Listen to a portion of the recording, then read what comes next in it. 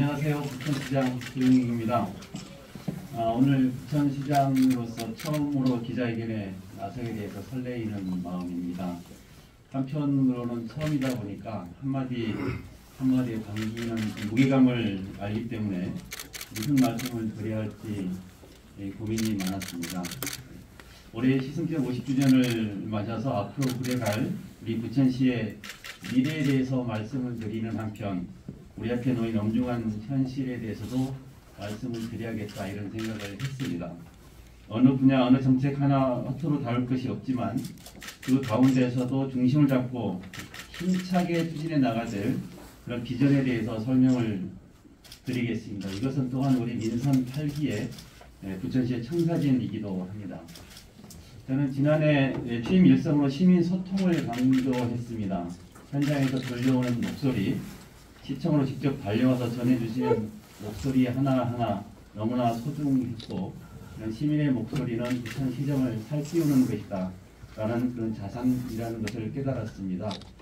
보이지 않는 곳에서도 시민의 목소리를 정책에 담기 위해서 우리 2,600의 공직자 참 땀도 많이 흘리고 여러 가지로 많이 애를 쓰였습니다. 시민이 원하는 정책, 결국 시민과 함께 변화를 이뤄내야 되겠다. 또 시민이 체감하지 못하면 실패하는 것이라는 마음가짐을 가지고 뛰어들겠습니다.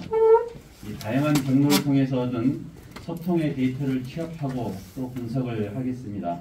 또 민선 8기의 부천시정에 대해서 긍정적인 답변을 해주신 분도 많았습니다. 또한 저를 포함한 부천시를 향한 시민의 그 쓴소리도 많이 해주셔서 이 쓴소리에 대해서 귀를 기울였습니다.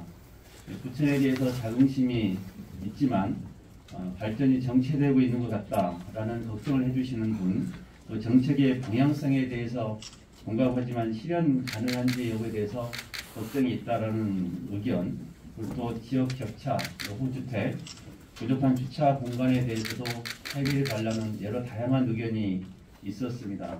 이러한 시민들의 다양한 목소리를 기꺼이 받아들이고 더 나은 부천시정을 향한 동력으로 밑거름으로 삼겠습니다. 지난해 11월 진행한 시민의식 조사가 있었습니다. 부천시정이 앞으로 어디에 중점을 둬야 할 것인지에 대한 설문조사를 했습니다. 그 중에 재건축, 노후주택 재정비에 관련된 부분이 29.9%, 그리고 일자리 창출과 경제 활성화 부분이 23.9%로 각각 1위와 2위를 차지했습니다. 저는 시민들의 이런 요구를 정책에 담아서 부천의 변화를 이끌어내겠다.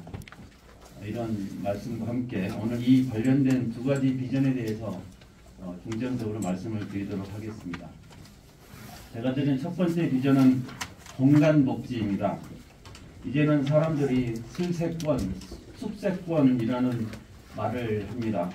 슬리퍼와 같은 편안한 복장으로 각종 여가와 편의시설을 이용할 수 있는 삶, 숲과 같은 친환경 공간이 삶의 질을 높여주는 복지로 받아들여지고 있습니다. 이런 욕구가 우리 부천 시민의 일상생활에서 구현될 수 있도록 인프라를 조성하겠습니다. 지금까지의 공간계획, 도시계획은 소수 결정권자들의 일방적인 결정이라는 비판도 있었습니다.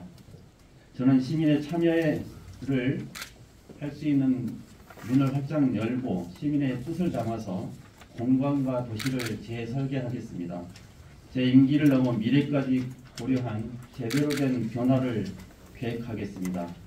이러한 청사진을 이루기 위해서 우리 부천시는 올해 공간환경 전략 계획을 수립하겠습니다. 부천시 전 지역의 공공건축과 공공공간, 생활사회 간접적 자원 현황을 분석하고 계획적 관리가 필요한 중점 추진 권역을 1개 이상 도출할 계획입니다.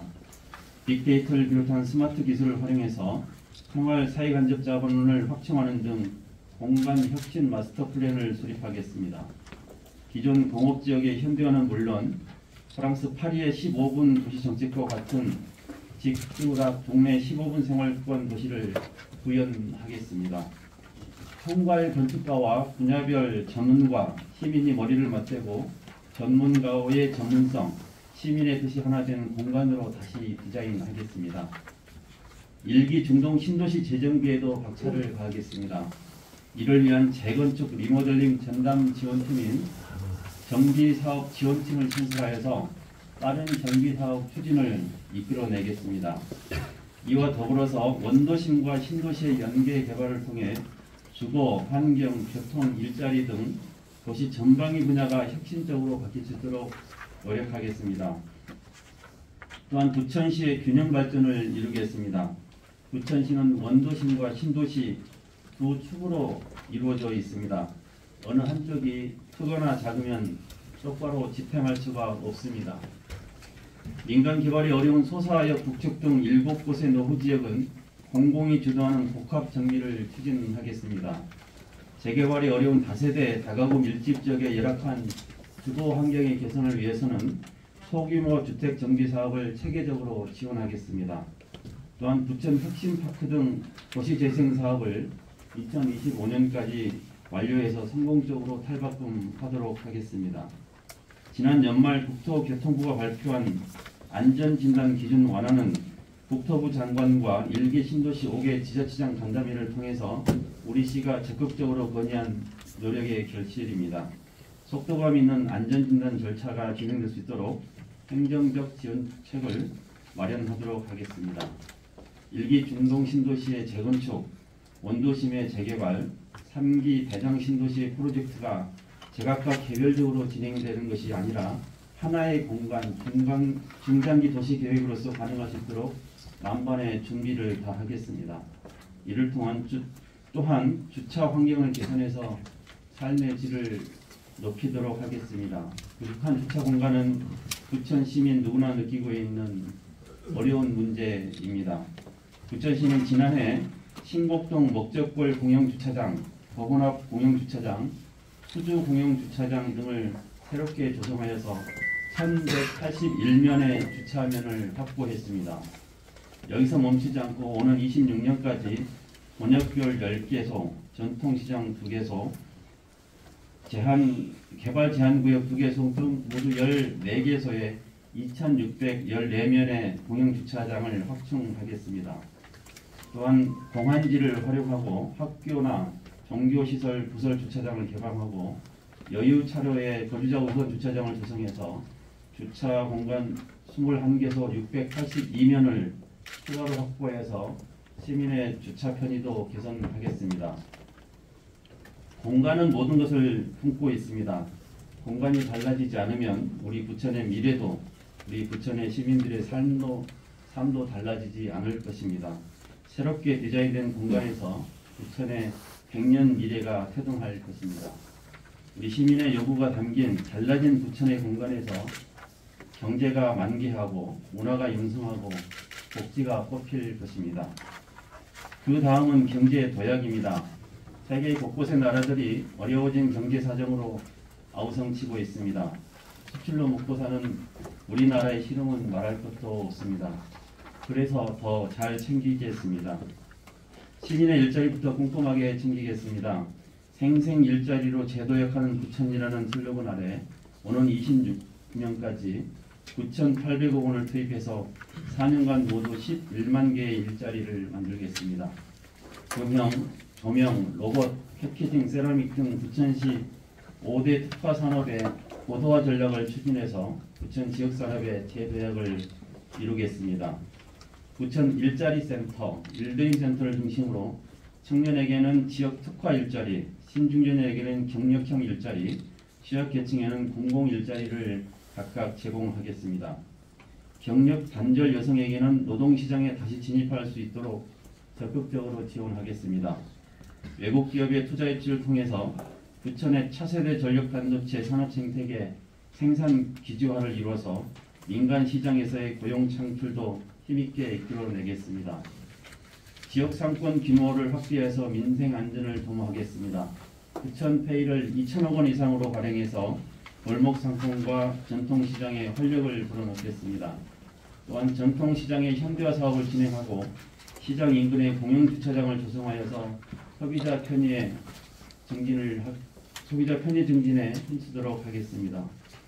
소상공인의 경영 안정을 위해서 영세 소상공인 특례 보증을 확대하고 특례 보증을 연기해서 2%의 이자를 지원하는 등 희망 대출 사업과 같은 정책 자금 지원도 늘리겠습니다. 이러한 부천의 미래 먹거리를 통해서 부천을 먹여 살릴 수 있는 투자에도 심혈을 기울이겠습니다. 대장도시 첨단산업단지와 종합운동장 일원의 역세권의 육복합개발 등을 통해서 부천의 경제 지도를 바꾸겠습니다. 글로벌 기업과 유니콘 기업, 각 분야의 선도 기업을 유치하는 데 노력을 다하겠습니다. 3기 대정 신도시와 역곡 공공주택사업, 5종 분부대 일원의 도시개발 사업을 성공적으로 이뤄내서 주거와 교통, 일자리, 문화가 어우러진 활력 있는 자족 도시를 만들겠습니다. 대장도시 첨단산업단지와 약대동 부천 테크노파크를 연결하는 4차 산업영업단지 비밸리를 조성해서 그린 스마트 헬스케어, 정밀 의료, 뷰티 산업과 같은 미래를 이끌어갈 산업에도 육성하는 데 힘쓰도록 다하겠습니다. 올 하반기 문을 여는 웹툰 융합센터를 통해서 모든 문화 콘텐츠의 근원인 IP 산업을 향후 부천 100년을 책임질 미래 먹거리로 육성하겠습니다. 이것은 K 웹툰의 허브이자 문화산업화의 핵심 기지가 될 것입니다.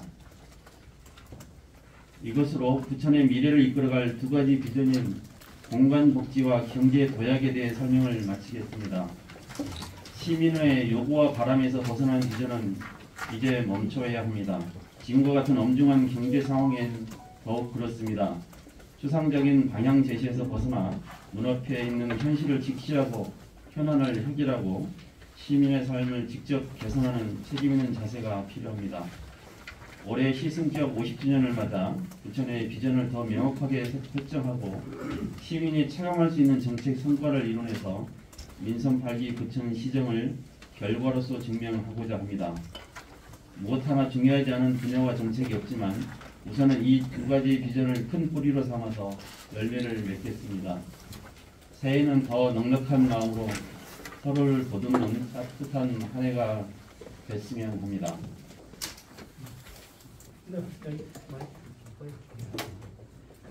네, 안녕하십니까. 도민일보 오정규 기자입니다. 무엇보다 오늘 신년 기자회견인데 부천시의 주요 정책과 과제들이 계획대로 잘 이루어지기를 기원하겠습니다. 제가 질문드릴 것은 시장님의 주요 공약 사항 중 광역성 폐지 문제가 부천 시민들의 대단한 관심사항입니다. 지금 부천시에서 광역성 원상 복구와 관련해서 행안부와 어느 정도 조율이 잘 이루어지고 있는지, 그리고 사업의 진행 중에 어떤 걸림돌이 없는지, 구청 분할에 차질은 없는지 등에 대해서 소상하게 말씀해 주시면 고맙겠습니다. 네, 저희가 공약한 대로 행안부와 좀 협의를 하고 있습니다. 방향은 3개 구청의 복원과 36개 일반동의 복원입니다. 저희가 현재 행안부와 원활하게 순조롭게 진행을 하고 있다는 말씀을 드립니다. 저희가 민관이 함께 광역동 폐지와 관련된 일반 전환 TF를 만들어서 함께 지금 협의체를 만들어서 운영하고 있고, 저희가 행안부하고 협의를 하고 있어서 기본적으로 3개 구청을 복원하는 부분에 대해서 협의를 하고 있고, 행안부도 기본적인 방향에 대해서는 동의를 하고 있는 입장입니다. 구체적으로 구청 사무와 시청 사무 등에 대해서 좀 협의를 하고 있어서 상반기 중에 이 부분을 조율을 마칠 생각입니다. 그리고 지금 현재 저희가 36개 동과 3개 구청을 복원하고 새롭게 추진하는 부분에서 특별한 현재 걸림돌은 당장은 큰 문제는 없습니다. 윤석열 기자입니다. 시장님께서는 지금 핵심 기조사하고 부천 영상단지가 빠져 있는데 영상단지 대해서 말씀해 주시죠. 영상단지 사업은 현재 우선협상 대상자와 관련된 지구 내에 전력 환경 영향 평가가 진행 중에 있고 지금 협의 중에 있는 것이고, 부천시에서는 최초의 공모 지침에 따라서 영상산업 콘텐츠 산업을 진행하기 위해서 추진했던 사업이어서 그것이 영상산업의 고도화를 위한 목적이 부합하는 것인지 사업자와 지금 협의하고 있는 중이고, 그 부분에 대해서 우리 부천시가 추구하는 목적이 제대로 달성될 수 있는 것인지 그 부분에 대해서 좀 검토하고 있습니다. 네, 다음.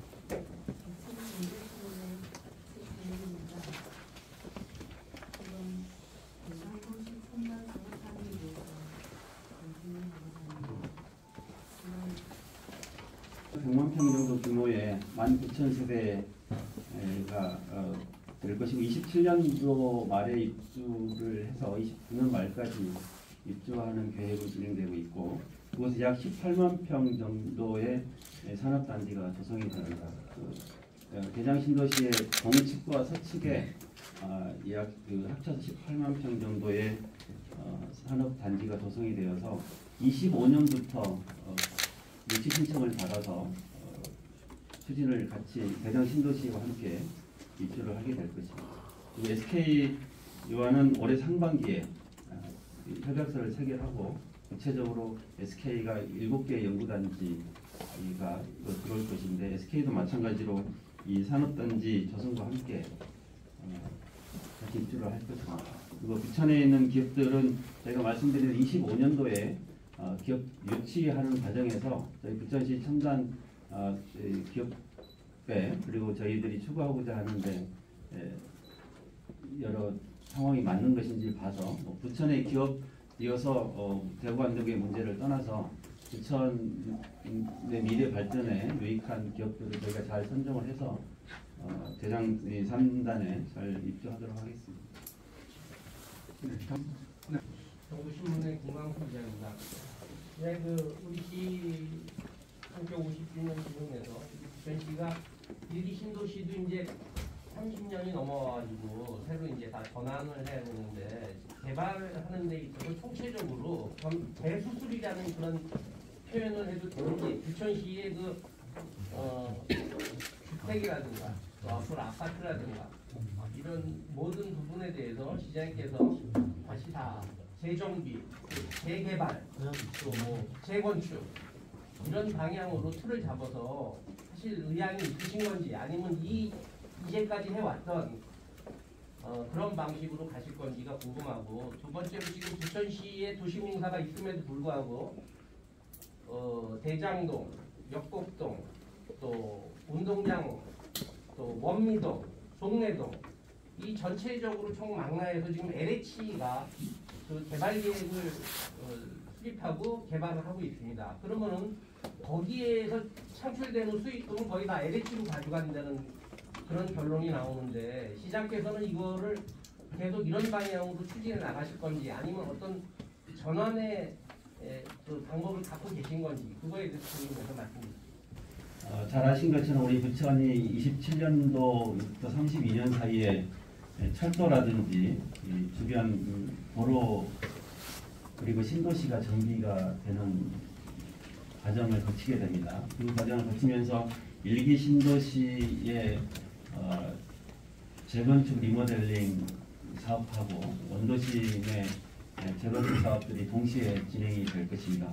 다만 부천시가 기본적인 말씀은 아까 말씀드린 대로 공간복지를 실현하겠다는 개념입니다. 부천시가 굉장히 조밀한 도시이고 원도심의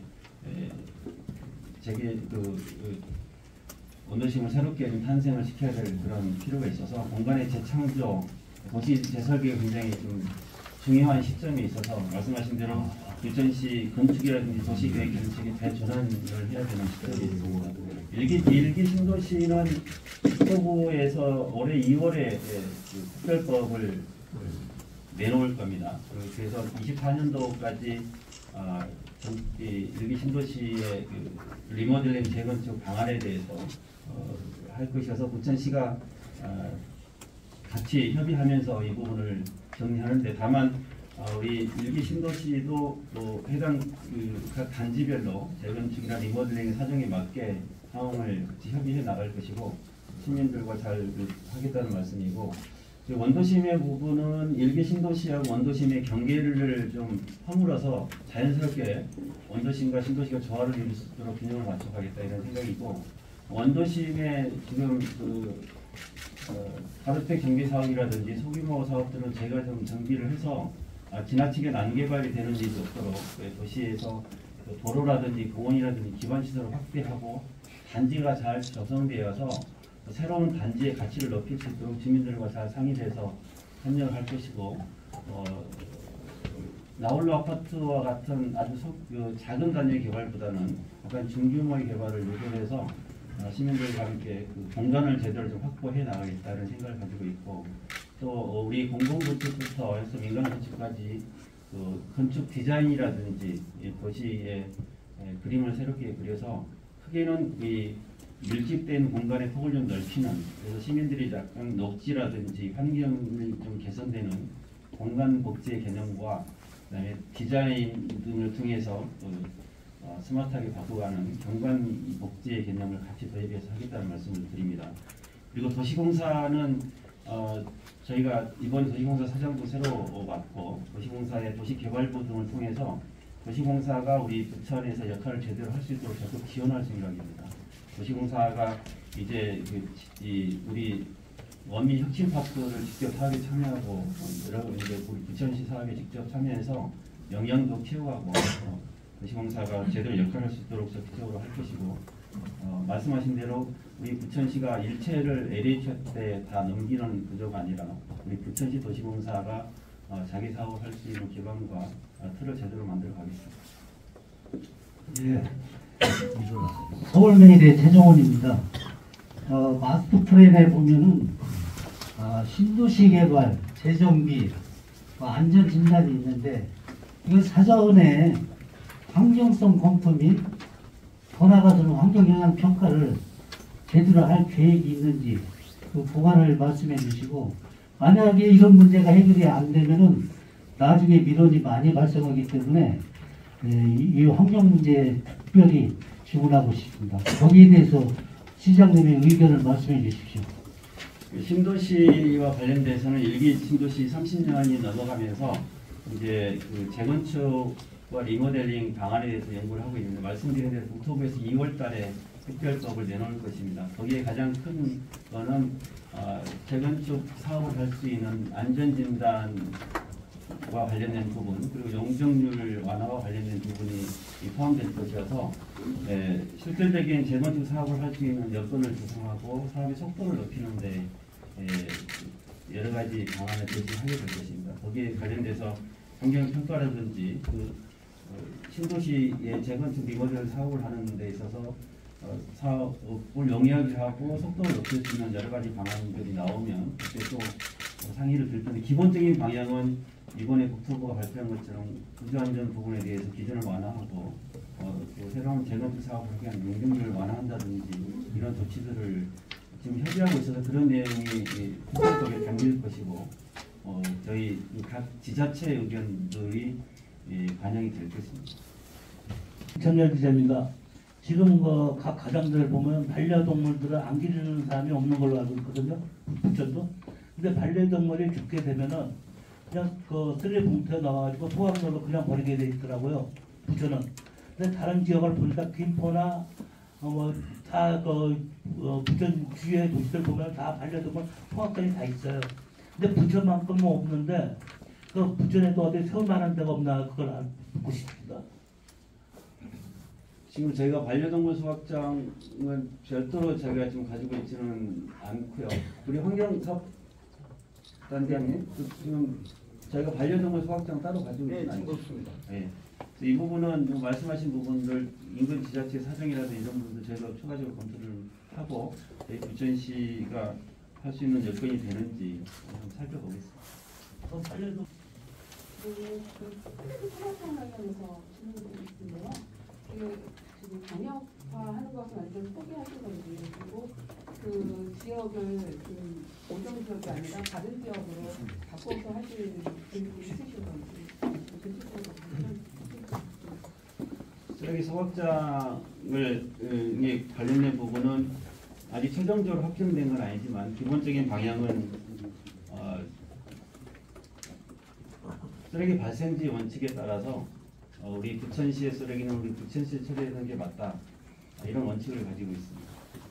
그리고 이 쓰레기 소각장을 지금 부천 그 대장동 일대에서 제3의 공간으로 이전할 만한 특별한 공간을 저희가 지금 모색하거나 그런 공간을 확보하고 있지는 않고 현장에서 지금 있는 그 대장동 일대에서 현대화 사업을 진행할 예정입니다. 지금 이번에 주신 자료를 보니까 크게 이제 공간 복잡 경제 도약으로 나눠져서 이렇게 주셨는데요.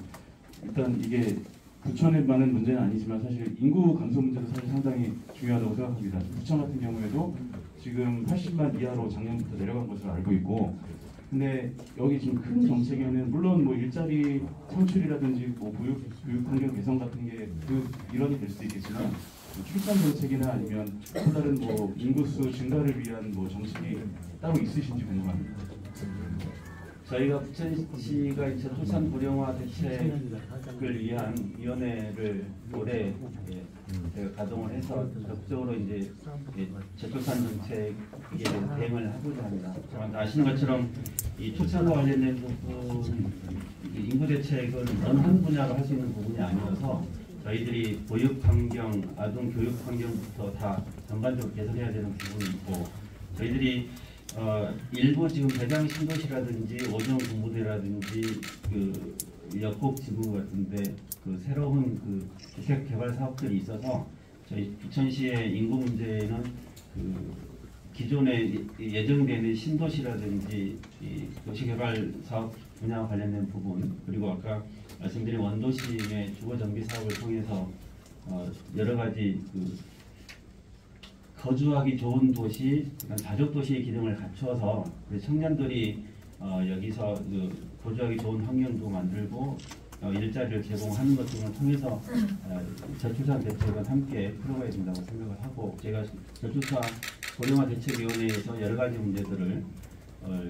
준비할 것이고, 저희가 준비하고 있는 시정연구 준비단 등에서도 이런 도시 미래와 관련된 인구 정책들도 같이 살펴볼 계획입니다. 네, 다음 부천의 정진욱 기자입니다. 여쭤볼 게 한 두 개 지적이 되는데요. 첫 번째는 이제 광역동 이제 장덕천 전 시장 때는 이제 광역동 추진하면서 신림동 힐스테이트라던가 이런 행정복지센터로 이전할 계획을 갖고 있었습니다. 지금 이제 광역동 폐지를 하면서 이제 공문이 와왔던 그런 상황도 있었고 기사가 나왔겠지만 이 문제를 어떻게 해결하실 것인지 그에 대한 보완이 필요하시고요. 두 번째는 올해부터 정부가 한국문화 K컬처 그러니까 연수비자를 만들었습니다. 그래서 저희 부천에도 축제가 두 가지가 있잖아요. 부천 국제영화제가 있고 그리고 만화축제가 있는데 이런 것들을 좀 이렇게 같이 접목해서 하실 그런 방안을 갖고 계신지. 왜냐면은 지금 발표하신 그 문화 콘텐츠 사업 육성 관련된 거는 거의 다 하드웨어적인 것이 많아서 소프트웨어 쪽으로 좀 더 개발, 문화 정보와 이렇게 같이 접목할 수 있는 그런 방안을 찾고 계신지 한번 여쭤보고 싶습니다. 그 신중동 힐스테이트와 관련된 부분은 저희가 작년 12월에 해당 건물을 매입하지 않겠다는 의사를 부천시의 공식 입장을 전달을 했습니다. 그리고 저희가 광역동 폐지하고 부천과 일반동 전환하는 데 관련돼서는 신중동 지역은 일반 동으로 전환이 될 것이고, 구청은 원리동에 이전에 구청을 사용할 것이어서 신중동 사무소가 꼭 힐스테이트로 가야 되는 상황은 아니어서 그런 측면도 있고, 또 관련된 부분은 부천시 의회에서도 매입을 부결했었고, 우리 부천시에서도 여러 사정상 매입하지 않겠다는 의사는 분명히 전달을 했습니다. 그리고 말씀하신 K컬처 비자와 관련된 부분은 소프트웨어 측면에서 굉장히 큰 의미 있는 말씀이어서 저희도 이 부분을 내부적으로 검토를 하고 있습니다.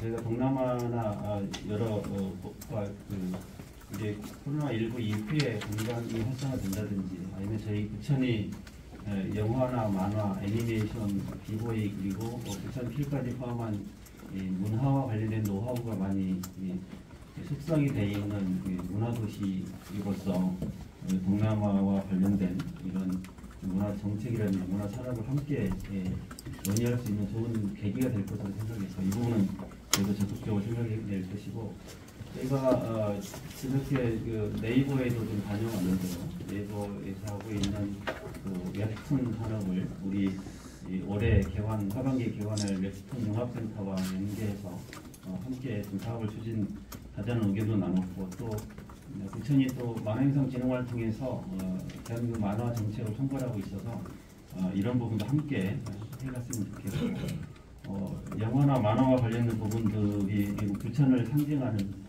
큰 자산이기 때문에 K컬처 비자와 관련된 부분들은 더 적극적으로 검토를 하겠습니다. 네, 자, 그 시간 관계상